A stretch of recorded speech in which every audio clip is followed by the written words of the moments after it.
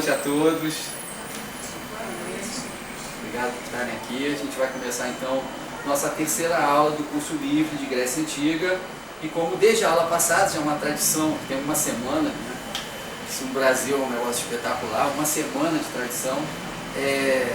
Nós vamos começar cantando um samba, aquele samba que a gente cantou semana passada, porque vocês nessa altura já sabem, né? Aquele treino, fazer piuí e depois dizer o nome de cada um de vocês presentes hoje aqui.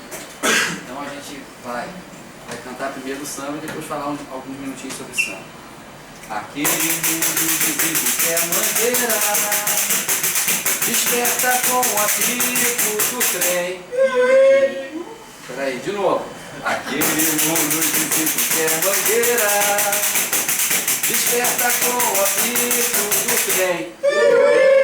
Uma cabroche, uma esteira, um barracão de madeira, qualquer malandro em Mangueira tem. Mangueira fica pertinho do céu, Mangueira vai assistir ao meu fim. Mas deixa o meu nome na história. Marcos Alvito. Gladys Mack. Fabiana não. André. Juliana. Verônica. Gustavo. Maior. Alexandre. Rafael. O samba foi minha glória, e sei que muita cabrocha vai chorar por mim. Não é bem assim. Bom, na semana passada a gente falou do samba ser originário da África, mas não exatamente da África. Quer dizer, o samba ele é originário desse contato violento que os africanos tiveram com o Brasil, né? Dessa vinda forçada dos africanos para o Brasil. E daquilo que eles puderam trazer sobre os seus corpos, né? Onde, tudo bem, Carolina? Boa noite. Onde eles trouxeram seus ritmos, eles trouxeram seus sonhos, eles trouxeram os seus desejos, as suas histórias, as suas músicas, trouxeram consigo também a lembrança dos seus deuses. Tudo depois foi recriado no Brasil, mas essa recriação já é totalmente diferente, é uma recriação adaptada para a necessidade que eles tinham aqui no Brasil. E aí é muito interessante que a maioria dos africanos que vieram para cá, eles vieram de uma determinada região da África, da chamada África Centro-Ocidental, que corresponderia hoje a Angola e parte do Congo. Sobretudo no Rio de Janeiro, eram povos de fala banto. E havia uma característica desses povos da África Centro-Ocidental, é que a filosofia de vida deles, ela era marcada por uma ideia central. E que a gente pode dizer que é o próprio espírito carioca. O espírito carioca, sem dúvida, veio daí, né? Minha mãe era portuguesa, mas não posso dizer que tenha vindo dos portugueses, não são conhecidos também pelo seu bom humor, né? São muito irônicos, né? Tem um humor muito interessante, mas não são conhecidos como um povo bem-humorado, são mais conhecidos pela melancolia e tal.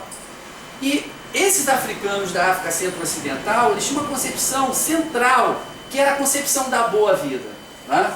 Eles acreditavam piamente que a vida ela é boa, e que se ela não está sendo boa, né? A vida boa ela não precisa ser conquistada, ela é algo natural. Se a vida não está sendo boa, se a gente não está alegre, se a gente não está feliz, se a nossa vida não está fluindo, é porque tem alguma coisa que está atrasando o nosso lado. Precisamos ver o que é, né? E precisamos dar uma solução para isso. Provavelmente uma solução que passa pelos deuses, né? Que passa pela relação com os deuses. Mas eles achavam que eles tinham direito à boa vida, tinham direito à felicidade. E como é que você vai encarar isso sendo trazido como se fosse um animal? Aliás, pior do que um animal, os animais eram melhor transportados do que os africanos escravizados. E sendo trazido para essa terra de branco, né? Para essa terra onde você era negado todos aqueles seus saberes, a sua língua, os seus costumes, quem você era, o seu nome, você era rebatizado, certo? Com o nome que o seu senhor queria. Você não tinha direito à sua família, se ela tinha sido trazida para cá, muitas vezes ela era separada. Se você formava uma família aqui, muitas vezes você era desrespeitado. Então como é que eles iam enfrentar isso? Como é que eles iam enfrentar toda essa violência física, simbólica, cultural. Ora, eles enfrentavam com a maior arma que o homem já inventou, que não foi o tanque, que não foi a bomba atômica, que não foi a metralhadora Uzi, nem foi a granada.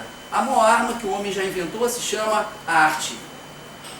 A arte bagunça tudo, a arte subverte tudo, a arte ultrapassa todas as fronteiras, a arte desrespeita todas as leis, a arte desafia todas as lógicas. E foi com arte que esses africanos, né, desafiaram aquele mundo hostil, estranho e violento, no qual eles foram literalmente jogados. Ora, a principal arte desses africanos era a arte corporal, da dança, do ritmo, da música. E eles vão usar essa arte para primeiro recuperar o que eles consideravam ser a boa vida. Então, uma das maneiras de você recuperar a boa vida é você usar o humor.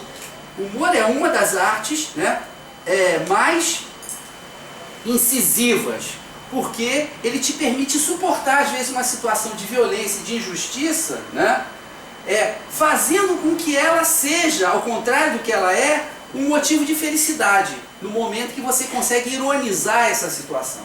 Então, por exemplo, muitos dos milhares de africanos que foram para as fazendas do Vale do Paraíba, quando da expansão da agricultura cafeeira, né, no Vale do Paraíba do Rio de Janeiro, primeiro e depois de São Paulo, foram milhares de africanos para lá, as condições eram péssimas, o trabalho era de sol a sol, né? Eles eram encerrados violentamente em senzalas, às vezes os homens eram separados das mulheres, eles recebiam castigos físicos frequentemente, a alimentação era péssima, a acomodação era péssima, a vestimenta era quase inexistente, né?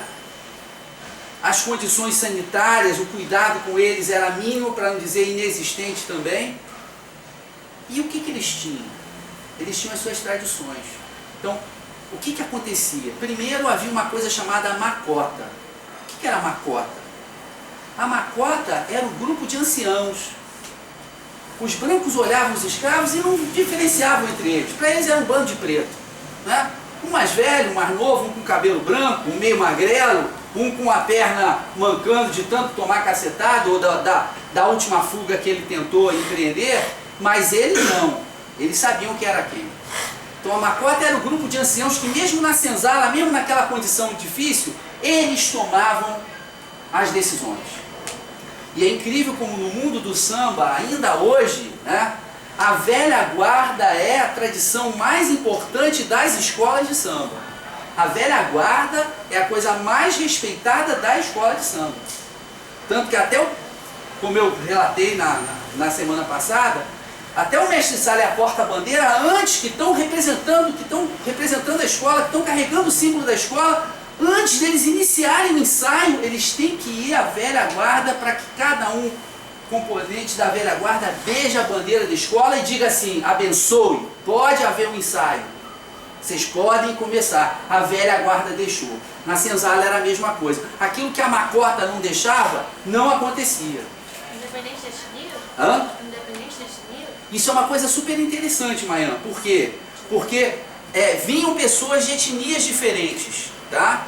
Mas, num determinado momento, houve uma concentração muito grande de africanos vindos dessa região da África Centro-Ocidental. As outras etnias, de certa maneira, eram que foram sugadas por essa dinâmica cultural da África Centro-Ocidental. Primeiro porque as suas culturas não eram tão diferentes assim, tá certo? Então, por exemplo, os escravos provenientes de Moçambique, da região onde hoje é Moçambique, não tinham uma cultura tão diferente daqueles provenientes de Angola. Havia diferenças, mas havia a possibilidade de contato, eles conseguiam se entender, né? Eles usavam às vezes até o português para se entender. O Darcy Ribeiro fala isso, que quem garantiu a unidade linguística do Brasil foram os escravos. Porque, às vezes, eles tendo origens diferentes, usavam o português que nem a gente usa o inglês. Quando a gente encontra um chinês ou encontra um serbo-croata, a gente vai falar inglês, né? Antigamente se falava francês, mas hoje em dia vai se falar inglês. Então eles usavam isso, mas, sobretudo, acabava havendo uma liderança nesse momento pelo predomínio absoluto, em termos de números, dos escravos provenientes da África Centro-Ocidental. Os outros, de certa maneira, gravitavam. Agora, o que aconteceu foi mais complexo. foi que várias dessas etnias, vários desses grupos culturais acabaram recriando, né, uma nova síntese que incorporava elementos de diferentes culturas africanas, certo? O próprio candomblé é um bom exemplo disso. Você tem de um lado os bantos, né, que tinham, por exemplo, divindades ligadas a forças da natureza, não é? O rio, o mar, o trovão, coisas do gênero, e do outro lado você tinha os Nagô, da África Ocidental, não Centro-Ocidental, né, da Nigéria, do Togo, do Benin, que eles tinham os chamados orixás, né? Os bantos tinham os inquices e os Nagôs tinham os orixás. Ora, houve uma outra síntese chamada candomblé, onde você tem Xangô, por exemplo, para os Nagôs, né? Na Nigéria, Xangô era um rei. Se acreditava que Xangô tinha sido uma figura histórica, foi o rei da cidade de Oyo, na Nigéria.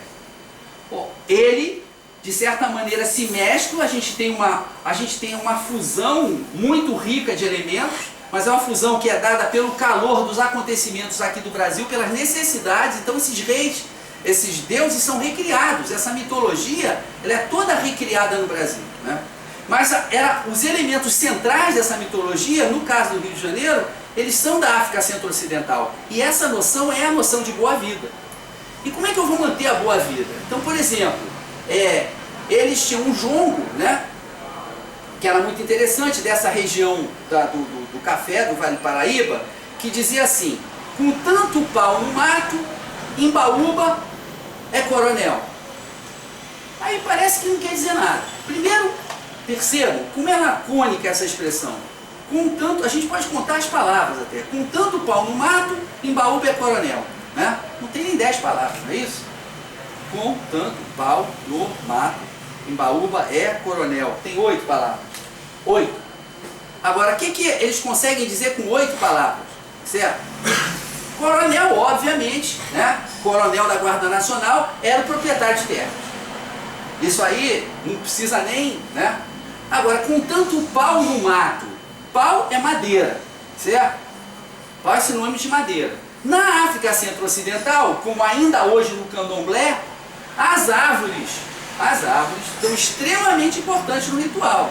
E elas são um símbolo central desse ritual da África Centro-Ocidental. Então, determinadas árvores têm um valor simbólico, têm um valor religioso muito superior a outras. Elas têm qualidades. É como se aquelas árvores fossem, elas são seres, verdadeiramente, mas seres com uma personalidade, com um caráter próprio. Por exemplo, uma árvore extremamente importante, o jequitibá. Inclusive a mangueira tem um samba que é madeira de Taingoi é jequitibá, deixa a mangueira passar. Eu falei, madeira de Taingoi é jequitibá, deixa a mangueira passar. Se balança a cabrocha, se balança a roseira, se balança a morena, se balança a mangueira. Oh, oh, oh, oh. O jequitibá do samba chegou. Mangueira está querendo dizer, e a minha escola, né, o pessoal canta muito a Portela, mas aqui eu vou cantar a mangueira. Meu Deus, venha dar aula de Grécia Antiga e canta a Portela, canta a mangueira. Num momento de grande rivalidade entre as escolas, de grande competição, eu amo a Portela, que isso fique registrado. É apenas uma brincadeira. Mas num momento de grande rivalidade, a mangueira está dizendo: eu sou a tradição. Eu sou o jequitibá do samba. Por quê? O jequitibá é uma árvore que pode viver milhares de anos. É uma árvore mais do que centenária, ela pode ser milenar. O tronco dela pode alcançar, né, um diâmetro incomensurável quase. Então, e ela é aquilo que para os portugueses era madeira de lei. Ou seja, uma árvore cujo corte era proibido, porque só podia ser usado pela coroa, para construir móveis, para construir navios, etc. Então a mangueira está dizendo: eu sou o verdadeiro samba, eu sou a tradição de samba, eu sou o pau de dar em doido. Quem é o doido? O doido é das outras escolas, entendeu? Vou pegar a madeira de lei, que é a tradição, e vou dar um coro nas outras escolas, porque eu sou a mangueira, eu sou o jequitibá. Isso aí é África Centro-Ocidental. Num samba que a gente fica pensando: ah, madeira de dar em doido, jequitibá. Por quê? Na África Centro-Ocidental, determinados chefes, o bom chefe, o bom líder, ele era comparado a uma grande árvore. Porque a árvore dá tudo, né? E não pede nada. A árvore dá sombra, a árvore dá fruto, a árvore dá abrigo, a árvore dá madeira boa para fazer móvel, para fazer navio, para fazer objeto, para fazer arma, se for o caso. Isso é a madeira boa, isso é o líder bom. Então, com tanto pau no mato, o mato aí é o mundo. Tá? Assim como o sertão é o mundo, o mato aí é o mundo. No mundo tem pessoas de várias naturezas, né? Tem pau de tudo quanto é tipo. Tem madeira, árvore de tudo quanto é tipo. Com árvore de tudo quanto é tipo, a gente vai ter como chefe, a gente vai ter como líder, a gente vai ter como coronel uma Embaúba. Aí vem a grande questão, né? O que é Embaúba? A Embaúba não tinha na África, a Embaúba tinha aqui, na região do Vale do Paraíba. E como é que era a Embaúba? Uma árvore alta, imponente, né? Muito alta, subia para o céu, né? Toda orgulhosa, arrogante. Mas não tinha copa, não dava sombra, não dava abrigo. E o pau da Embaúba era oco. Você pega a madeira de Embaúba, não conseguia fazer nada com ela. Era um pau mole. Não estou fazendo piada, tá? Ninguém riu também, então não é piada mesmo. Era uma madeira de substância imprestável, que não dava para fazer móvel, que não dava para fazer absolutamente nada, ao contrário do jacarandá, do jequitibá, etc. Então ele está querendo dizer, em 8 palavras, com tanto pau no mato, Embaúba, coronel, é o seguinte: pombas, com tanto homem bom, que podia ser o nosso líder, podia ser o nosso chefe, nós estamos sendo mandados por uma porcaria, por um homem que não tem nenhum valor. E eles estão lá cantando o jogo à beira da fogueira, com tanto pau no mato, Embaúba é coronel dançando e tal. E o coronel está lá da varanda, esses pretos cantam cada coisa, não entendo o que eles estão cantando, né? Que até há menos de 100 anos atrás, na década de 20 do século 20, né, teve estudiosos que foram lá, ouvir o pessoal do João cantar e falar assim: a música é muito interessante, o ritmo é muito interessante, a dança, toda essa parte ritual, religiosa, muito interessante. Mas a letra, meu Deus do céu, esses pretos não falam coisa com coisa. Então aí eu queria chegar a uma característica importante dessa arte, e o samba tem essa característica, mas não é só o samba, as músicas da diáspora africana. No blues, o cara tem uma entrevista com um bluesman que ele diz o seguinte: olha só, tem muito blues que a gente chama a mulher de bitch, né? A gente chama a mulher de vadia, de cadela, de prostituta, que seria algumas das traduções, mas é uma palavra muito forte, né? Para chamar uma mulher de bitch. Ele fala, mas a gente não estava falando da mulher, a gente estava falando do patrão. Era código da gente. Como a gente não podia falar a palavra patrão, a gente botava na conta da mulher. Que as mulheres, inclusive, sabiam disso, entendeu? Então, mulher, você é uma bitch, não sei o que, sua cadela, você é assim, você é assado. Era o patrão. Você estava falando do patrão, né? Ou seja, muitas vezes nessa poesia oral cantada que o Alexandre vai falar hoje, que a gente tem um grande especialista para falar hoje aqui conosco, que é o Alexandre de Oliveira Pimentel, que fez um ciclo sobre isso, que é um geógrafo, que é um professor, que é um estudioso da música popular, que fez esse livro magnífico que ele vai falar de vocês, para vocês, na ponta do verso.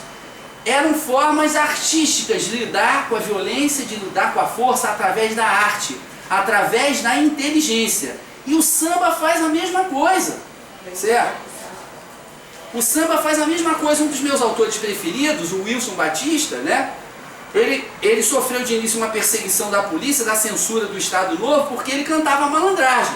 Então ele começa praticamente no samba com meu chapéu do lado, tamanco arrastando, lenço no pescoço, navalha no bolso, eu passo gingando, provoco e desafio, eu tenho orgulho em ser tão vadio. E aí ele vai. Ora, tá louvando a malandragem. O Estado Novo falou, meu irmão, não pode. Tanto que o Noel falava uma música para ele, olha só, com o chapéu do lado, desce rata, né? Da polícia quero que escapes, né? Porque não vai usar a palavra, né? Malandro. Malandro, aí o Noel canta, é palavra derrotista que só serve para tirar todo o valor do sambista. Proponho ao povo civilizado não te chamar de malandro, e sim de rapaz folgado, que até propõe um eufemismo, né? Eu não sou malandro, sou um rapaz folgado, né? Que malandro, a dura vinha em cima dele. Ora, o Wilson, quando percebeu aquilo, na sua enorme inteligência, Ele driblou a polícia, e com isso eu vou terminar o último exemplo dessa nossa mini aula de samba aqui, que abre o nosso curso de Grécia Antiga e que tem tudo a ver com Grécia Antiga. Os gregos também eram um povo que não tinha riqueza material, mas que tinha riqueza espiritual, cultural e artística. Coisa que os romanos não tinham, tiveram que copiar dos gregos. Mas isso é outro papo, né? Então o Wilson, por exemplo, fez uma música que é sobre um trabalhador, chamado Oscar. E o Oscar conta a sua história assim: cheguei cansado do trabalho, logo a vizinha me chamou. Ó, seu Oscar, tá fazendo meia hora que a sua mulher foi embora e um bilhete deixou. E o bilhete assim dizia: não posso mais, eu quero é viver na orgia. Não posso mais, eu quero é viver na orgia. Oscar reclama: fiz tudo para ver seu bem-estar. Até no cais do corpo eu fui parar, martirizando o meu corpo noite e dia. Mas qual o que? Ela é da orgia, parei. Então essa música é uma obra-prima, em código, que é no jongo. Por quê? Cheguei cansado do trabalho. Já está dizendo que o trabalho cansa, logo de saída. Cheguei cansado, mas ele é trabalhador. O Estado Novo, a censura do Estado Novo podia dizer que ele estava louvando a malandragem. A personagem central, o eu lírico, era um trabalhador. Cheguei cansado do trabalho, logo a vizinha me chamou: ô seu Oscar, tá fazendo meia hora que a sua mulher foi embora. E um bilhete deixou. E o bilhete assim dizia: não posso mais, eu quero viver na orgia. Bom, mulher naquela época não se esperava que trabalhasse. Se esperava que trabalhasse como mãe de família, como dona de casa. Mas ele está exaltando a orgia. Ele está dizendo: a orgia continua existindo. A orgia perto do trabalho, perto da vida familiar, normal, regrada, ela é muito mais atraente. Olha, ele já está driblando a censura. Não posso mais, eu quero viver na orgia. E aí vem o Oscar descrevendo, coitadinho, os esforços que ele fez para manter essa família. Fiz tudo para ver o seu bem-estar. Linguajar já, né, da década de 30, do welfare state, o seu bem-estar. Até no cais do porto eu fui parar. Olha só, até no cais do porto. Já é o ex-malandro que está falando. Imagina só, eu que sou sambista, eu que sou malandro, fiquei carregando peso, martirizando o meu corpo noite e dia. Ele fala o quê? Ele compara o trabalho a uma tortura. Olha o Wilson Batista com a mensagem subversiva por debaixo de um samba que aparentemente é um coitado de um trabalhador que foi largado pela mulher que quis ir com orgia. Está condenando a mulher, obviamente, é isso que o samba está fazendo. Então fiz tudo para ver seu bem-estar, até no caso fui parar, martirizando meu corpo noite e dia. Mas qual o quê? Não adianta nada, ela é da orgia. Ele está dizendo: quem é da orgia é da orgia. Não vai se recuperar, não vai virar trabalhador nunca. Isso aí é balela. Isso é conto para o Getúlio acreditar. Mas qual que ela é da orgia? E aí ele fala, nos últimos versos: parei. Parou o quê? Parou a música? Parou, terminou a música. Mas parou o quê? Parou de trabalhar. E aí vem um detalhe que confirma toda essa nossa interpretação. Na gíria de malandragem daquela época, seu Oscar era otário. Então a vizinha, quando chama assim: seu Oscar, seu otário, tá fazendo meia hora que a sua mulher foi embora. Que é orgia, esse negócio de trabalhar, de ficar se martirizando, caso do porto. Esquece esse negócio, ela tá lá com a malandragem. O malandro é que é interessante.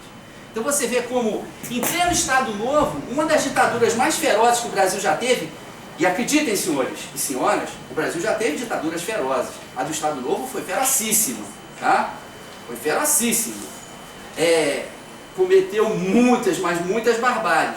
Em plena ditadura do Estado Novo, Wilson Batista, com toda a sua ginga de carioca malandro, carioca não, ele era de Campos, mas carioca, esses cariocas importados que a gente tem, né? Ele era carioca de espírito, de alma, adotado.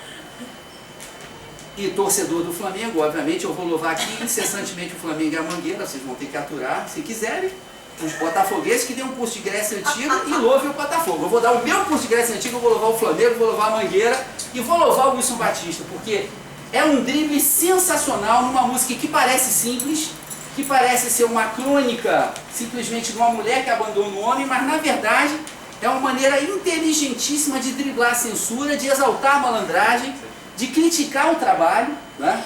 É uma concepção aristotélica, filosófica, né? De que o trabalho, a necessidade, a obrigação não faz parte da humanidade. Isso é uma coisa animal. O que faz parte da humanidade é o criar, é a liberdade. Bom, então foi graças a isso, né, a essa situação e a reação que esses africanos tiveram, que foi com arte, é que a gente tem essas coisas maravilhosas, como o samba e muitas outras, mas essas muitas outras, quem vai falar dessas muitas outras, é nosso especialista em poesia oral, brasileira, cantada, que é o Alexandre de Oliveira Pimentel. A gente vai fazer uma paradinha e depois a gente volta com o Alexandre, tá bom? Gente, muito obrigado. Terminou o samba, tá? Obrigado. Só beber uma aguinha e a gente...